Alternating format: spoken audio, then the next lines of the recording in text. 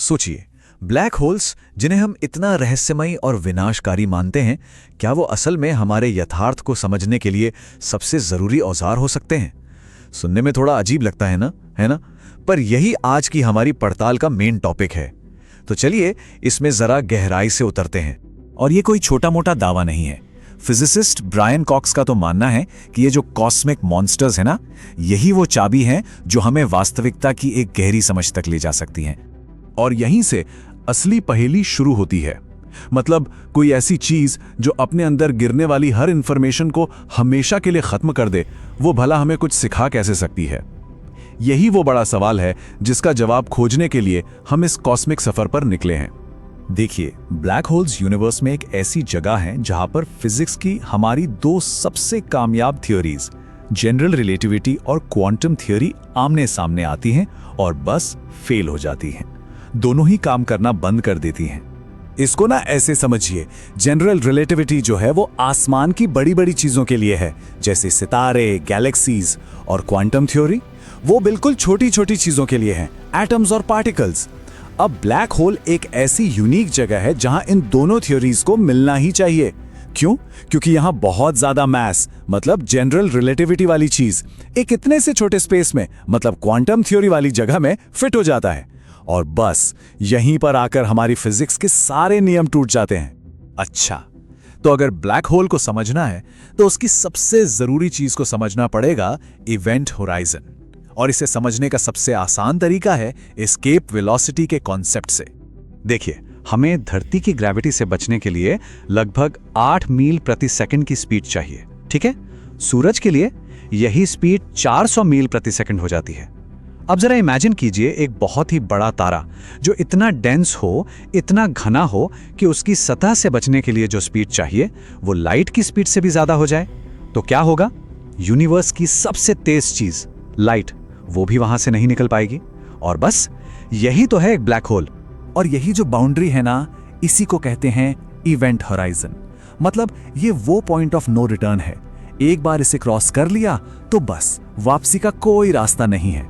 ये black hole का वो किनारा है जो बाकी यूनिवर्स को उसके अंदर से अलग करता है।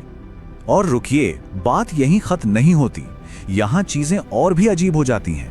आइंस्टाइन की थ्योरी के मुताबिक अगर हम बाहर से किसी ब्लैक होल को देखें तो उसके इवेंट होराइजन पर हमें टाइम रुका हुआ दिखेगा। सोचिए, एकदम अजीब है ना ये बात? चलिए अब आते हैं उस मेन पजल पर जिसने साइंटिस्ट को कई सालों तक परेशान करके रखा। और इस पजल की शुरुआत हुई थी स्टीफन हॉकिंग की एक जबरदस्त डिस्कवरी से। पहले तो सब यही मानते थे कि ब्लैक होल में जो भी गया वो हमेशा के लिए कैद हो गया, एक ऐसी जेल जहां से वापसी नहीं। लेकिन क्या सच में ऐसा है? स्टीफन हॉकिंग ने इसी आइडिया को चैलेंज कर दिया। हॉकिंग ने यह दिखाया कि ब्लैक होल्स असल में पूरी तरह से ब्लैक नहीं है। वो ग्लो करते हैं, धीरे धीरे एनर्जी रिलीज करते हैं। इससे कहते हैं हॉकिंग रेडिएशन। और इसकी वजह से वो टाइम के साथ साथ श्रिंक करते हैं और billions and billions of years के बाद पूरी तरह से इवेपोरेट हो जाते हैं, गायब।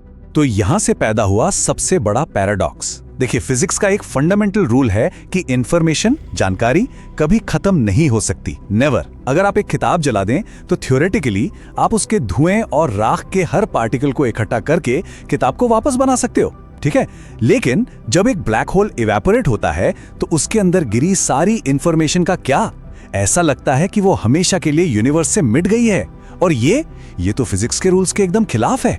तो सवाल ये है कि इस इम्पॉसिबल पजल को सॉल्व कैसे किया गया? तो चलिए अब देखते हैं कि आज की फिजिक्स इसका क्या सॉल्यूशन देती है।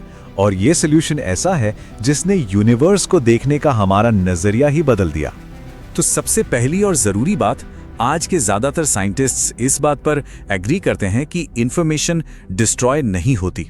फिजिक्स के नियम सही हैं, वो नहीं टूटते। तो फिर ये होता कैसे है?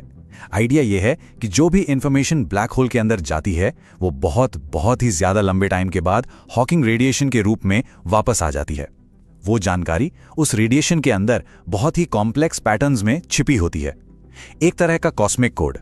मतलब अगर हमारे पास कोई सुपर पावरफुल क्वांटम कंप्यूटर हो तो हम उस रेडिएशन को कलेक्ट करके डिकोड कर सकते हैं और बता सकते हैं कि ब्लैक होल के अंदर क्या क्या गिरा था। अब इस सॉल्यूशन का जो मतलब निकलता है ना, वो माइंड ब्लोइंग है। वो हमारी रियलिटी की समझ को ही हिला कर रख देता है। इसका मतलब ये है कि हमारी रियलिटी जैसी दिखती है वैसी है नहीं। और ब्रायन कॉक्स के शब्दों में कहें तो ऐसा लगता है कि स्पेस और टाइम, मतलब जो जगह और वक्त हम फील करते हैं, वो शायद रियलिटी के बेसिक बिल्डिंग ब्लॉक्स हैं ही नहीं। इस नए आइडिया को कहते हैं इमर्जेंट स्पेस टाइम। ऐसे सोचिए, जैसे कंप्यूटर स्क्रीन पर जो पिक्सेल्स हैं वो स्क्रीन खुद नहीं है, वो नीचे किसी कंप्यूटर कोड से आ रहे हैं। बिल्कुल वैसे ही हमारा स्पेस और टाइम भी किसी और गहरी चीज से, किसी ज्यादा फंडामेंटल चीज से इमर्ज हो रहे हैं। और साइंटिस्ट को लगता है कि ये गहरी चीज क्वांटम एंटेंगलमेंट हो सकती है, पार्टिकल्स के बीच का वो अजीब अनोखा कनेक्शन जो स्पेस और टाइम का फैब्रिक बनाता है। और पता है क्या, यही वो डीप थ्योरी है जिसे scientists quantum theory of gravity कहते हैं। फिजिक्स का होली ग्रेल, जिसमें जनरल रिलेटिविटी और क्वांटम मैकेनिक्स एक हो जाते हैं, और ब्लैक होल्स वही हमें उस मंजिल तक पहुंचने का रास्ता दिखा रहे हैं। तो ये सब सुनने में बहुत एब्स्ट्रैक्ट लग रहा होगा, है ना? Space, time, quantum entanglement. लेकिन सवाल ये उठता है कि इस पूरी कॉस्मिक डिटेक्टिव स्टोरी का आखिर मतलब क्या है? हमारे लिए ये सब जानना क्यों जरूरी है? इसलिए क्योंकि ये हमें एग्जिस्टेंस के सबसे बड़े सवालों के सामने लाकर खड़ा कर देता है। अगर हम ये समझ गए कि स्पेस और टाइम असल में क्या है, तो हम पूछ सकते हैं कि रियलिटी क्या है? ये यूनिवर्स कहां से आया? क्या इसकी कोई शुरुआत भी थी या नहीं? ब्लैक होल्स हमें इन सवालों के जवाब ढूंढने के टूल्स दे रहे हैं। और आखिर में आइंस्टीन की ये बात साइंस की स्पिरिट को कितने खूबसूरत तरीके से बताती है कि अगर आप किस्मत वाले हैं और लगे रहते हैं तो आप उस चीज की एक झलक पा सकते हैं जो बहुत गहराई में छिपी है, यानी रियलिटी के सबसे डीप स्ट्रक्चर की एक झलक। और